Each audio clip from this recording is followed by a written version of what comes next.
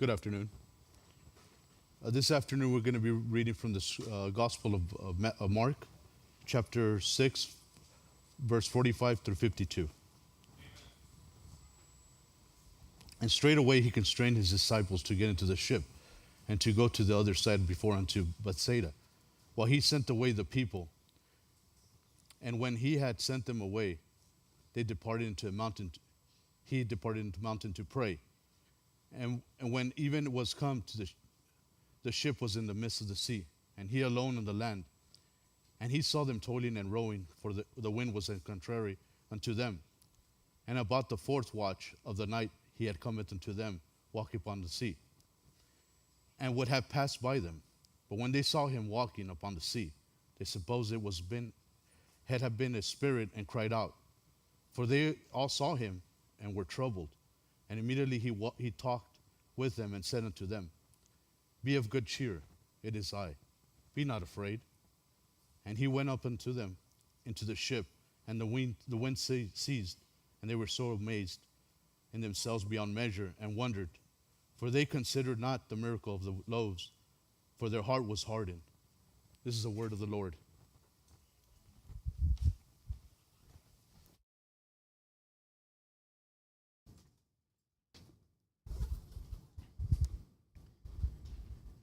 Thank you very much, Timothy, for that reading. Very well done. We hope all the youth will be able to accompany us in July. We hope to have a good deal of fun, and so hopefully you can be there.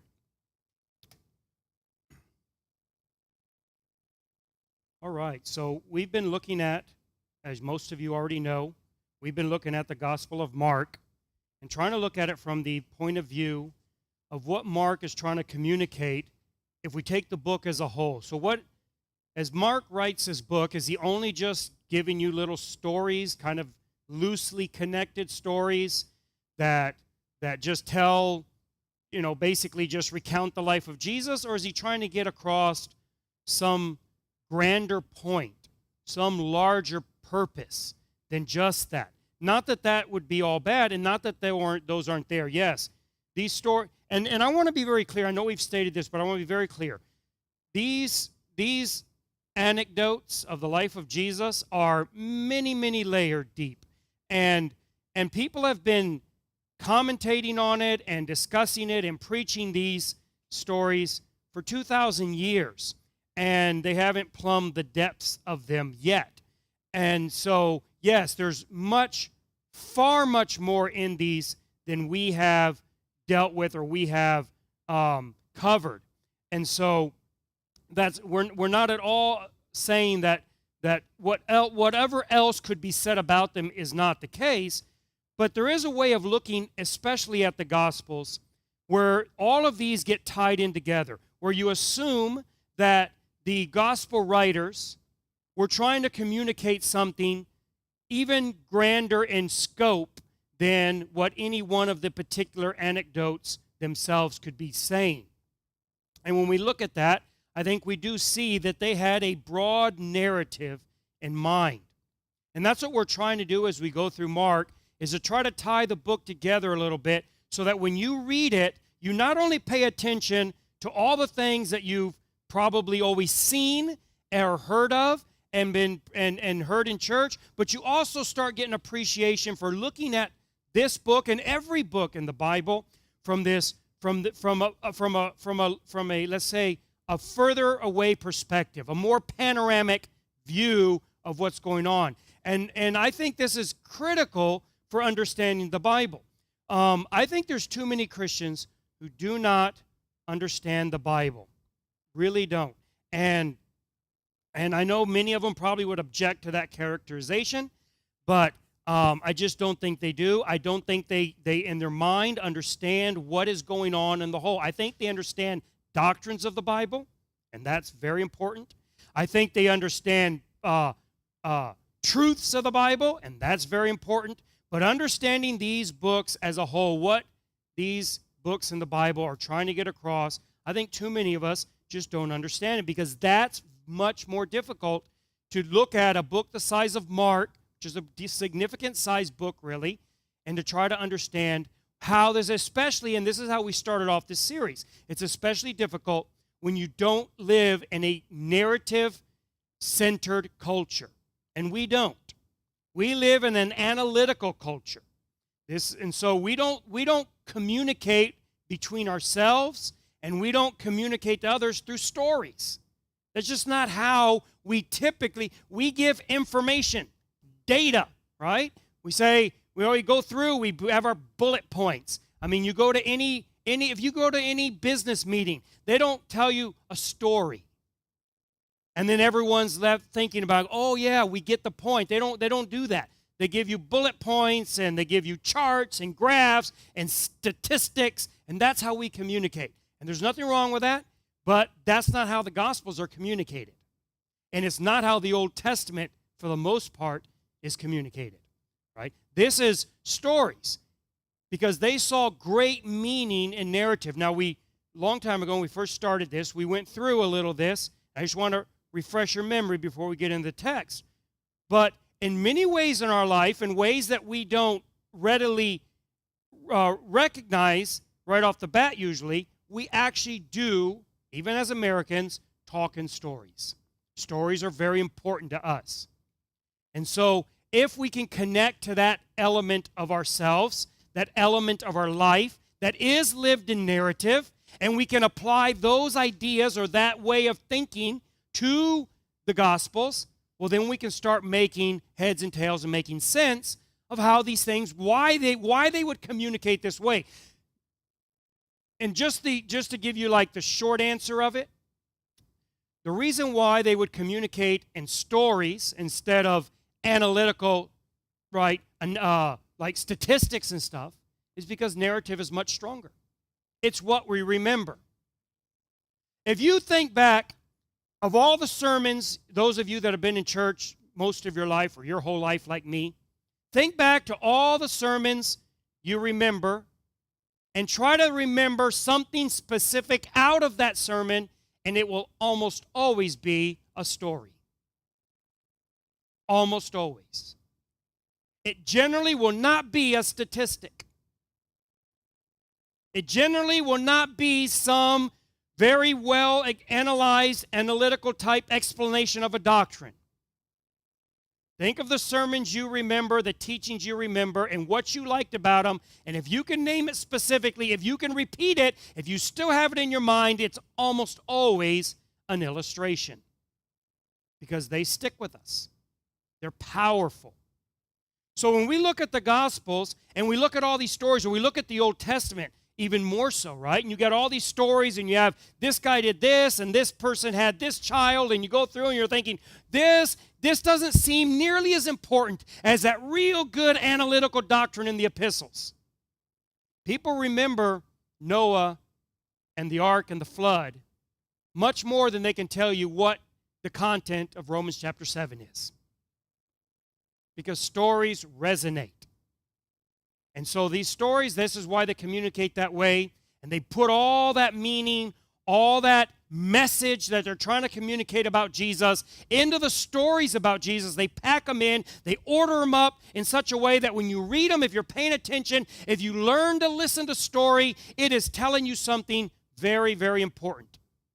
And so that's what we're trying to do as we go through these. All right, so now we're towards the end of chapter 6. It's very important to put this into a context because this is the context that Mark saw important, and Matthew saw as important, and John saw as important, right? To put this in one context, and that is Jesus feeds the 5,000, goes off to pray, the disciples get in a boat and cross the Sea of Galilee, or at least a part of it. And that's the context we're in. So, something interesting about the feeding of the 5,000. It's the only miracle that is in all four Gospels. The only one. The feeding of the 5,000. It's the only one you find in all the Gospels. It's in Matthew, it's in Mark, it's in Luke, and it's in John. They all found that thing that Jesus did, feeding those people with 5 loaves and 2 fishes and feeding them like that, they all found that to be extraordinarily meaningful. Not just because they all included it in the gospel, but because they all make reference to it as being meaningful. They all do. They all make reference to that issue being a meaningful event in their lives and in the ministry of Jesus and in the story of the Gospels. A critical event. And Matthew, Mark, and John put this event of them on the sea and Jesus walking on water, they all put that right after that and tie it to that event. In fact, Mark in our text says here, as an editorial comment, this isn't what Jesus said. This is what Mark, or whoever, let's say many people believe Peter was Mark's primary source, right? So let's just say that were the case. So this is how Peter interpreted this entire event, which is at the end of the text. He says that in verse 51, it says, Jesus went up unto them into the ship, so he's come across the sea, walking on water. Now Matthew says that, and you'll all remember this, Matthew says that Peter says, if it's you, Lord, tell me to get out of the boat and walk to you. And Jesus says, come on. And he does for a little while, and then he starts to sink, right? And then he says, Lord, save me. And Jesus pulls him up. And then they get into the boat together, apparently, or Jesus helps them in, and then he gets in, and they're in the boat, and what does it say? And it says, and the wind ceased, and they were sore amazed in themselves, beyond measure. They were stupefied, dumbfounded, and wondered. And this is the editorial comment, for they considered not the miracle of the loaves. That just seems like an odd way of putting that into context. Here's Jesus walking on water, and their jaws have dropped to the bottom of the boat. Like when we go out with the youth on July, and if Gary Sprague starts walking across the water, then we'll all understand what it means to be sore amazed and wondered. Right? That would be very, very... And then if someone says, well, that's because you didn't think about the way he brought the sandwiches. Had you understood the sandwiches, you would have went, oh, look, there he is. Yeah, he does that all the time. Because look at what he did with the bread. Right? But that's what Mark and let's say Peter or whoever it is that is Mark's source, because Mark wasn't an eyewitness. So he's more of, let's say, a secretary or a scribe. And most people assume it's Peter who he is getting his source material from. I'm not sure if that's the case, but let's just say it is. So here's what Peter's saying, and Peter's looking at all this after the fact, many years later, and he tells Mark, you know why we were so incredibly amazed and we just couldn't wrap our minds around it? We were mind blown because we didn't really understand the feeding of the 5,000. And then they just drop it right there. Jesus also ties these together later on in Matthew, right? Where he's talking to the disciples, and he tells them, be careful with the leaven, the yeast, they'll call it, for those that don't know what leaven is, the yeast of the Pharisees. Be careful with that. And they all got worried because they hadn't brought any food with them. And they said, oh, he's being snide. He's rebuking us for not bringing food. He's rebuking us for not bringing the lunch. And Jesus says, why do you have such little faith? Don't you remember when I fed 5,000 and then I fed 7,000 and we picked it? I don't care about food. That's one thing we do find a difference between us, particularly American Christians, and Jesus, right? Throughout Jesus' ministry, he's not walking from town to town saying, hey, you guys scope out the restaurants. Got to know where we're going to eat when we get to Samaria. That's the disciples. We're just like them. We're like, we're going to do the Lord's work. Where are we eating? We're gonna have a track day, so everyone really put some thought and prayer into what they want to eat. I'll make sure we get that. First things first. Now, Jesus didn't care about that. He says, I don't care about all that food. I don't care about that. That's not what I'm talking about. Then they understood. When they understood the feeding of the 5,000, they could understand the teaching of Jesus. When Jesus is saying, Peter or Mark is saying, when they understood the feeding of the 5,000, then they could understand the actions of Jesus. Why he did what he did. Why did he say what he said? Very important, according to the Gospels, to put those into that context, into that connection.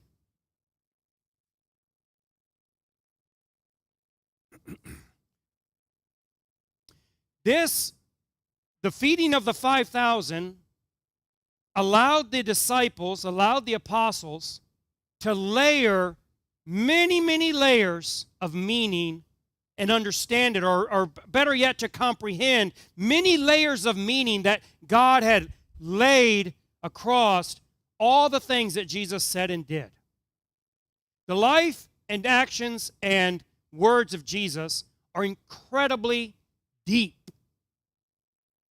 Incredibly deep. Don't allow your teachers in school, those of you who are young, to tell you that the Bible is a shallow book. I would bet you all the money in my pocket that they haven't read it. And I don't mean they haven't glanced at it. See, if they say, I've read it, ask them if they've read it the way they want you to read your school books, or have they read it the way you've actually read your school book? I've talked to a lot of people who criticize the Bible. I've spoken to a lot of people who say, you can't trust it, it's child stories, it's nonsense. I've never talked to one myself who's actually read it. Now, I've read people who don't believe the Bible, very intelligent people who have read it, and they, at least all the ones I've read, have acknowledged that this is not simple little stories.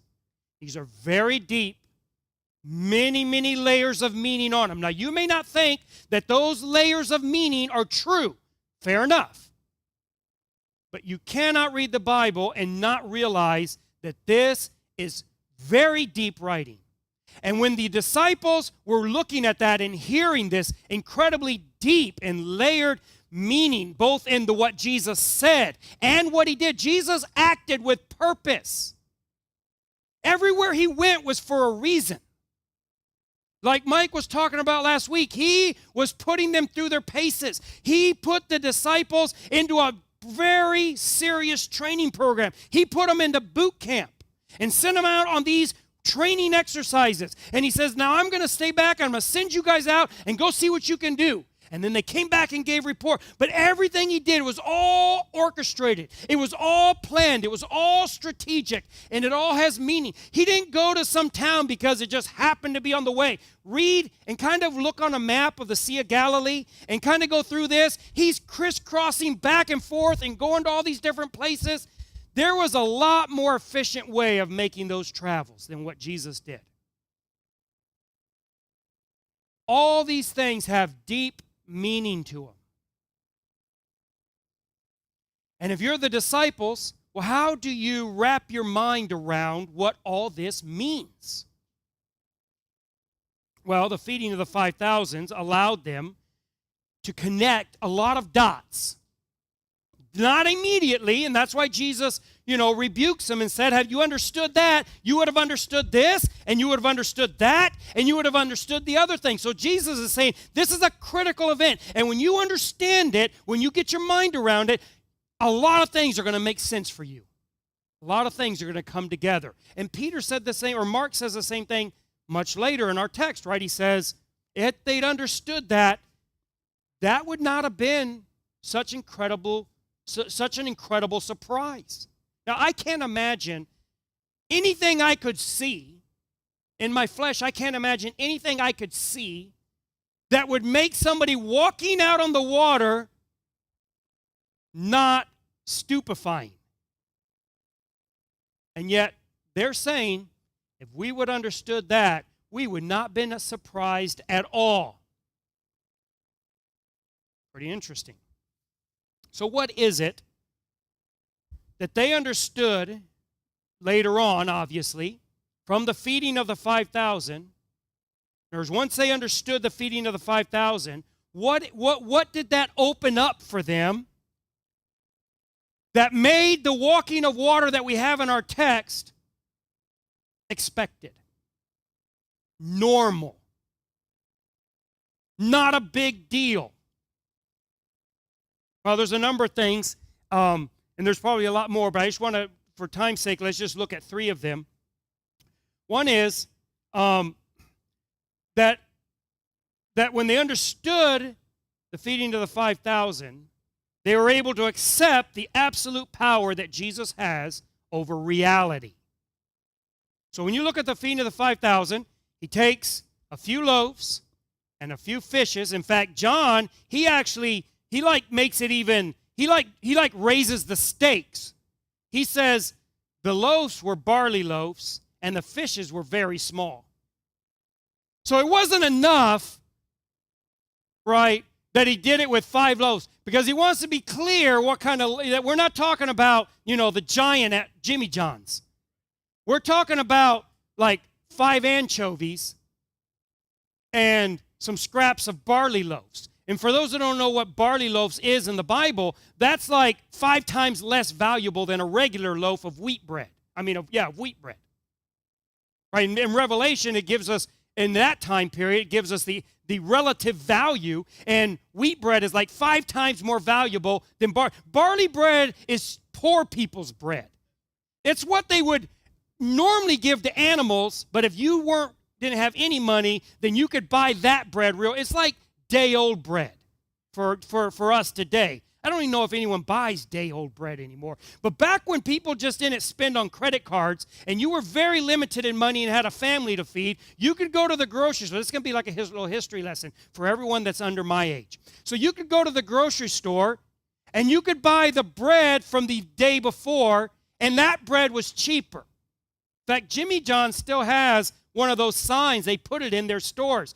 Day-old bread, 49 cents. That's what they're talking about. You could go buy bread. It was a little stale. It wasn't as cushy and squishy and nice like Americans like it, but it was cheaper. That's similar to how barley bread was. So the barley loaves, this is real poor man's gruel. And some little fishes, some little anchovies maybe, you would lay on that bread and you'd make yourself a very poor little sandwich. That's what John says he had. So don't think Jesus has this big trout like sometimes they picture him, right? Almost like he's the fisherman who holds it up close to the camera.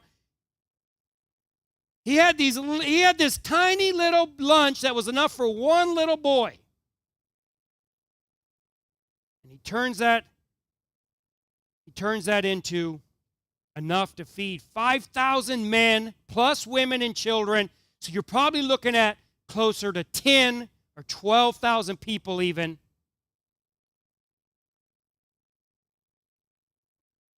Jesus has absolute power over reality. This is incredibly important to understand, that Jesus was not doing magic tricks in any sense of that word. Not even real magic. Jesus was instantiating an entirely new reality. A reality in which 5 loaves and 2 fishes could feed everybody. It's very important to understand what's going on here. Jesus is not doing a magic trick in our reality. Jesus is instantiating a new reality. We now call it a new creation. It's a whole different world. And I mean that actually. It's an entirely different world where the laws of this world do not apply. That's what we see in our text. In the world that Jesus came to instantiate and to invite you into, what you think of as water does not apply. In your world, you have to wear a life vest if you want to go to the youth camp. In Jesus' world, that's where we play volleyball. Jesus is coming saying, I have absolute power. Not just to bend reality. That would be a magician's trick. Absolute power to create a whole new reality.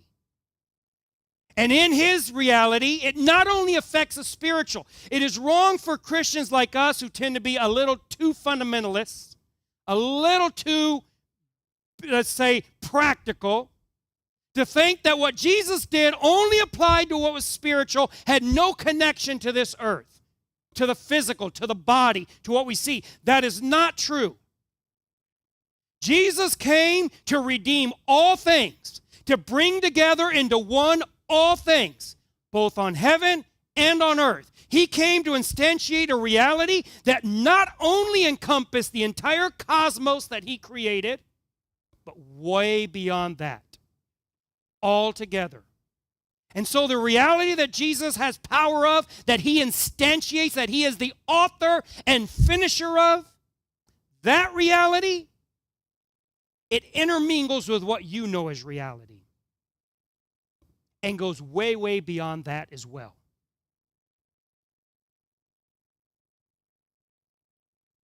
And that's the claim that Jesus is making. Jesus not only made this claim when he said it, and he did say it numerous times, that's the claim he's making when he takes those loaves and those fishes and he feeds all those people with them. He is making a claim right there. He is saying, I control everything. I am instituting and instantiating an entire new thing. I am bringing heaven to earth, and I am completely remaking everything.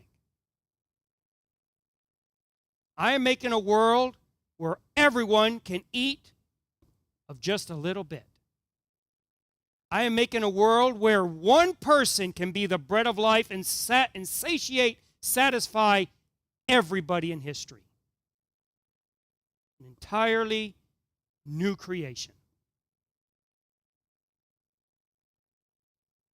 The second thing that they realized from the feeding of the 5,000 that then helped them understand everything, including what's in our text, is that by looking at that, they began to adopt a new Jesus way of thinking. Jesus had a very specific way of looking at the world, looking at reality, looking at truth, very unique and very specific way. As they began to understand what Jesus was doing in the feeding of the 5,000, they began to be able to think like that. What we find them in our text is not thinking the way Jesus thought. That's why when we read it and we read the editorial comment that Mark says, if they would have understood the feeding of the 5,000, they wouldn't have been surprised. We then read that and go, I don't get the connection. Because we're not really thinking the way Jesus thought. Jesus thought, I'm going to do this thing, where I'm going to feed all these people, and after that, everything's going to make sense. But that's not what happened, right? They found themselves continually fearful, continually frightened. Read through the Gospels. Try to read through the Gospels over the next period of time. Read Mark especially. Mark is more than all of them in this way. The disciples are constantly afraid. All the way up to the last chapter. You know what the response is in Mark when the women go to the grave and find it empty? Fear. They're afraid. They're not happy. The women don't get to the grave and find it empty and start dancing and singing. They immediately are afraid. Mark might be the book that we most can resonate, it will resonate with us, and we can most identify with. Do you have that problem? Whenever you're dealing with issues in your life, is that your first response? Fear? Or the American version of fear, rage. Is that your response? That's mine. Anything happens out of the ordinary, anything you don't understand, and you just get afraid. That's the story in this chapter, chapter 6. Mike read in the last week about how the Jesus has got the demoniac, and he heals them, and all the people come out, and this man who's been tormenting them their whole life, now he's right and he's good, and they're afraid. Constantly afraid. Everybody constantly afraid. Jesus comes walking on water, and they're so afraid they can't even speak or move hardly. They're paralyzed in fear.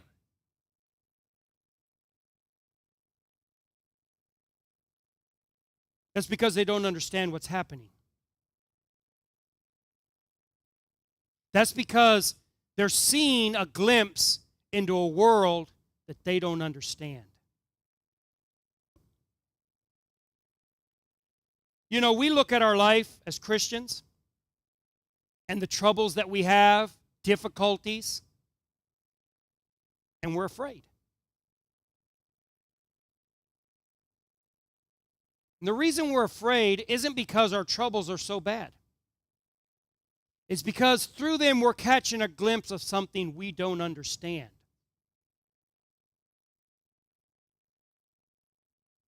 That's what they were doing. They were seeing a world where you could take 5 loaves and 2 fishes and feed 5,000 people. You could stroll across a stormy lake.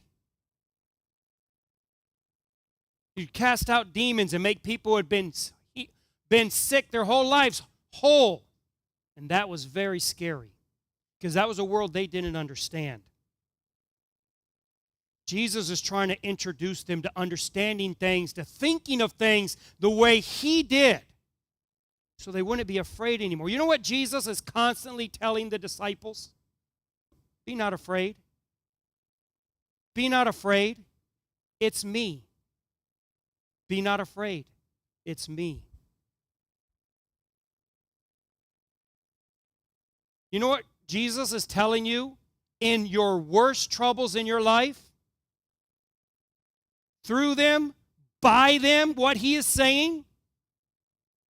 Be not afraid. It's me. What's me? Your troubles.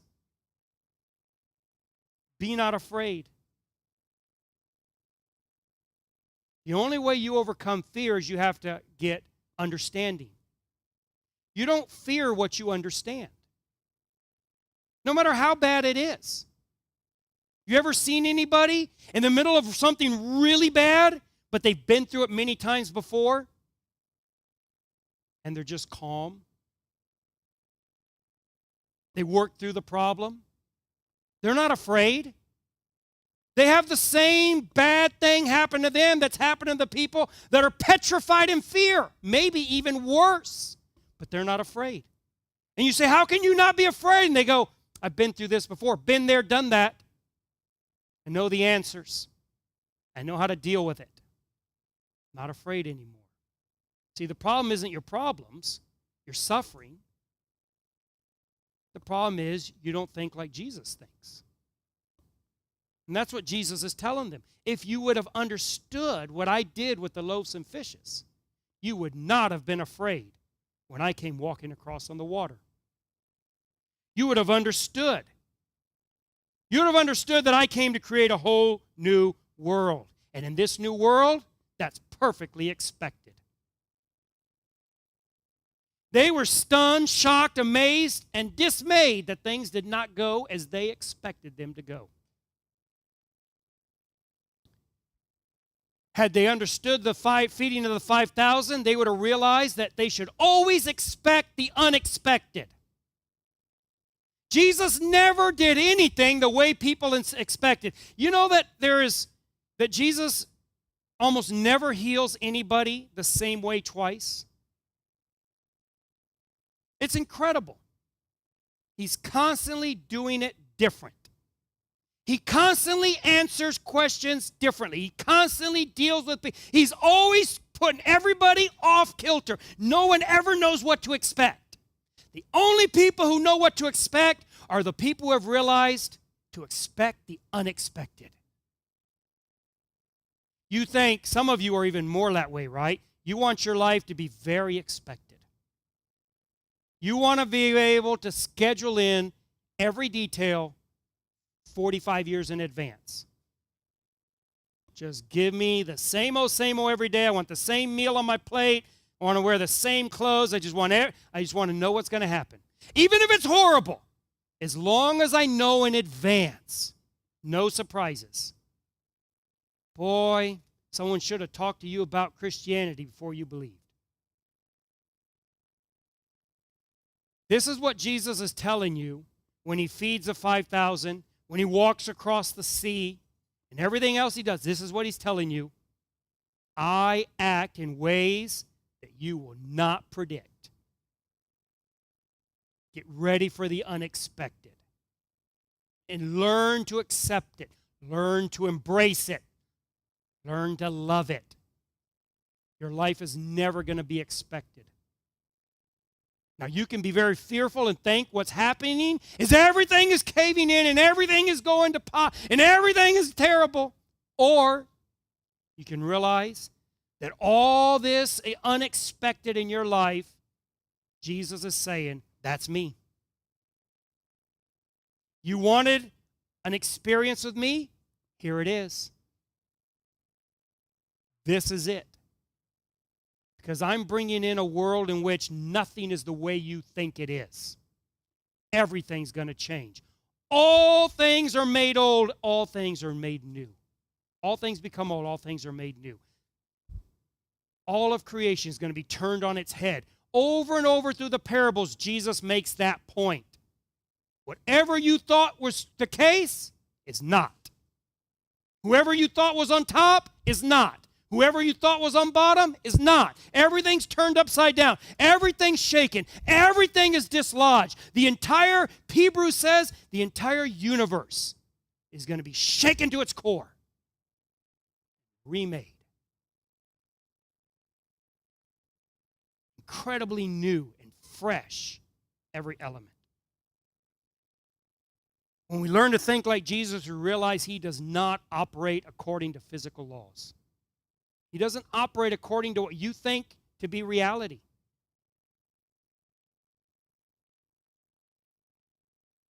Last thing that they had to learn, that Jesus was teaching them through all of this text we've been looking at in chapter 6, is that they needed to assume complete reliance on Jesus. I think this is one of the most critical points that I could make today to you about Christianity. Christianity is not a self-help religion. And I mean that, and I don't mean that as a dig at anybody or anything. I want to be very clear. I'm talking about to us today who are extremely conservative in our doctrinal perspective.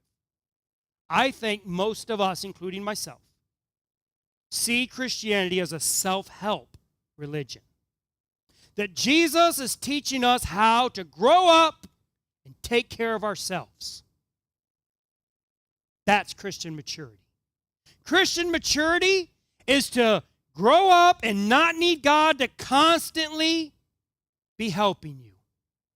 That's being grown up as a Christian. I don't think so. God is not attempting to make you everything you can be in that sense. Why is that? Because in Christianity, true maturity is depending on God, not independence from God. It's the opposite. Again, God's reality is nothing what you expect. In our reality, when you mature, you depend less and less on other people. That's the sign of adulthood. I'm an adult, I'm a man when I don't need anybody to help me, when I can take care of myself, when I am independent, I live on my own, I feed myself, I clothe myself, I drive myself, then I'm a man. Not in Jesus' reality. And the disciples were trying very hard to do that. And Jesus gives them this chance.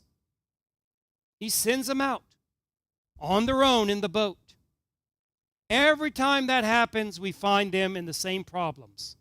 As they're reliant on themselves, everything is bad and difficult, and they're full of fear. And what solves the problem and what isn't them figuring out how to row harder. That's where we find them in our text. They're in the boat, it says, and they're rowing for all they have because they're rowing against the wind. Does it feel like that in your life, that you're rowing against the wind?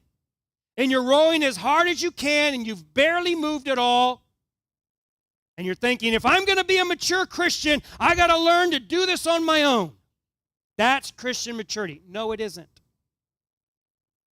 True Christian maturity is when you are totally, completely, utterly reliant on Jesus.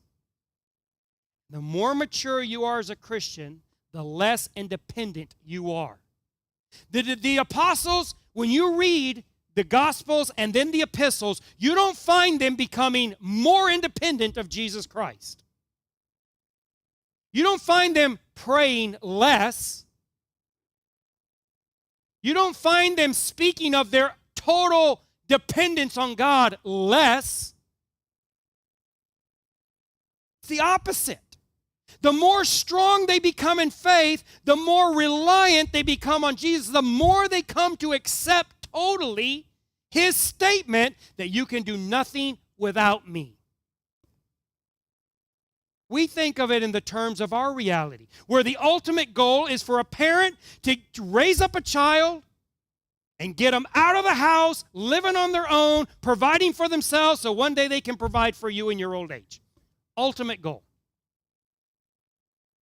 That's why you should always help your kids build their houses, so you have somewhere to live.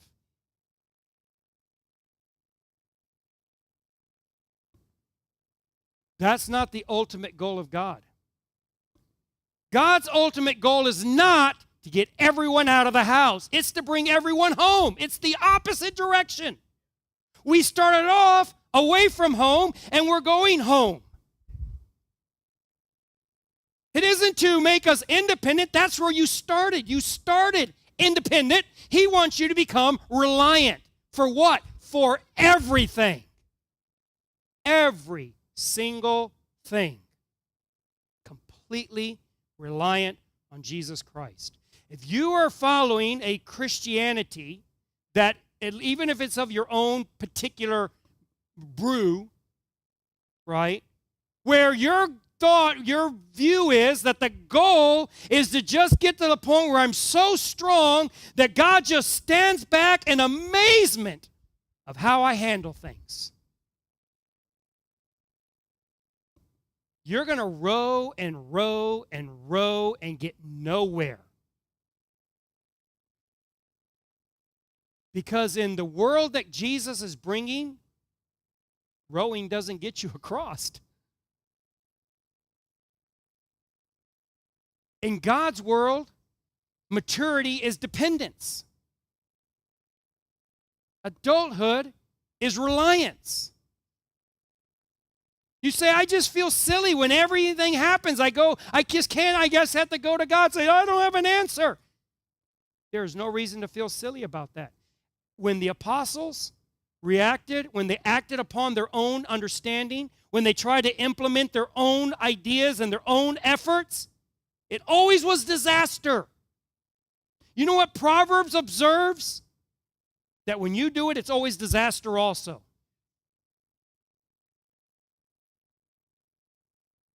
We need to realize that on our own, we're getting nowhere. You can't feed yourself or anyone else. They could have taken those loaves and fishes and walked around with them, and they would have been gone with the first little kid. Doesn't take long to eat one anchovy sandwich. But with Jesus, everything changes.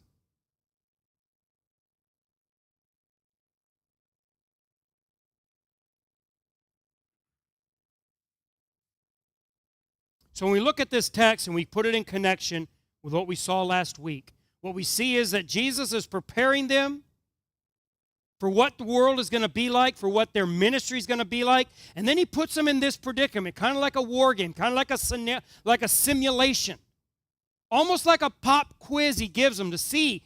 It's not so they can fail.